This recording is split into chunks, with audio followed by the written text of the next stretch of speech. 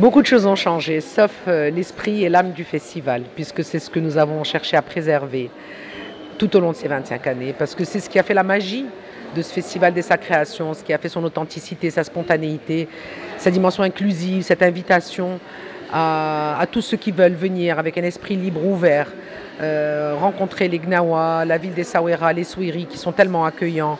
Donc voilà, un espace de 3 jours qui donne beaucoup d'espoir, de se retrouver, d'être ensemble et de partager simplement des idées, une envie d'évoluer ensemble et de construire un monde meilleur, je dirais, parce que les artistes ont un rôle très important.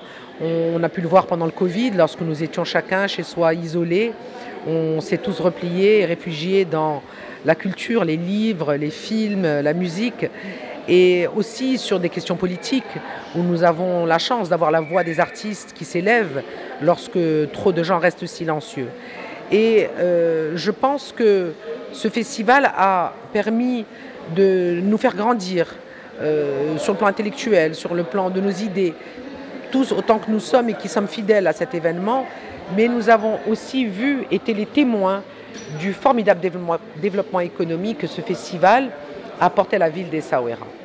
Il y a forcément un avant et un après festival ici à Essaouira. Asseoir l'image d'une ville touristique, culturelle, est un défi très difficile. Ça a été démontré par des études, des grands experts, par des grandes organisations telles que l'OCDE, qui font en moyenne 20 ans pour arriver à asseoir l'image d'une destination culturelle, parce que c'est des choix, c'est des investissements. Ça peut être des investissements dans des musées, des infrastructures, ça peut être dans des grands événements.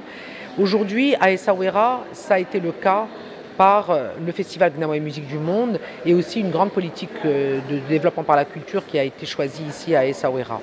Le Festival Gnawa a donné beaucoup de rayonnement à la ville.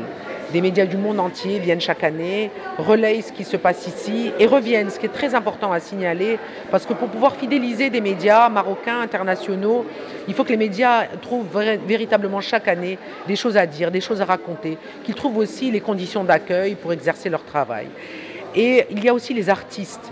Des artistes chaque année entre 15, 20, 25 pays invités, entre les musiciens qui se produisent sur scène et aussi les intellectuels qui interviennent dans notre forum.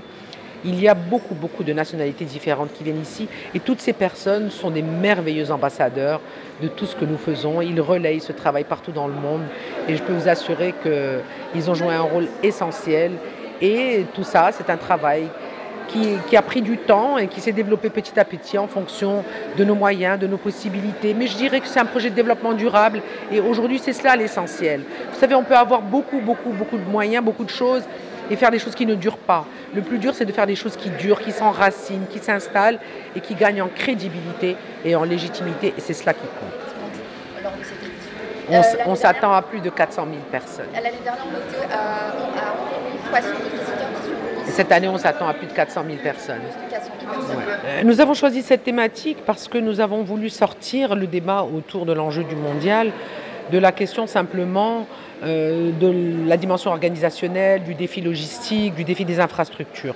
Nous avons voulu aussi mettre en débat le fait que ces 3 pays ont une très belle histoire commune, une histoire qui a pu être difficile par période, par moment, mais aussi une histoire importante qui a permis à ces 3 pays de se construire et qui sont des pays amis, des pays solidaires, sur le plan politique, sur le plan économique, mais aussi sur le plan culturel.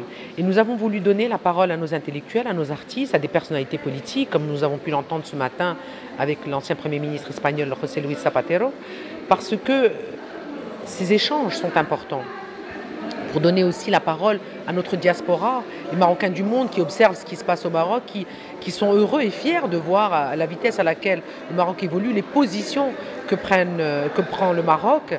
Et à travers ces discussions, nous voulons initier une approche beaucoup plus élargie sur le rôle de tout un chacun dans la préparation de ce qui sera un grand défi pour nous en 2030 pour la réussite de ce mondial, dont la réussite va bien sûr dépendre de l'organisation des matchs, mais aussi de l'implication du public, des populations. Chaque personne qui va devoir travailler va devoir être fière d'organiser ce mondial avec 3 pays amis, 3 pays qui se soutiennent et 3 pays qui ont envie de réussir ensemble.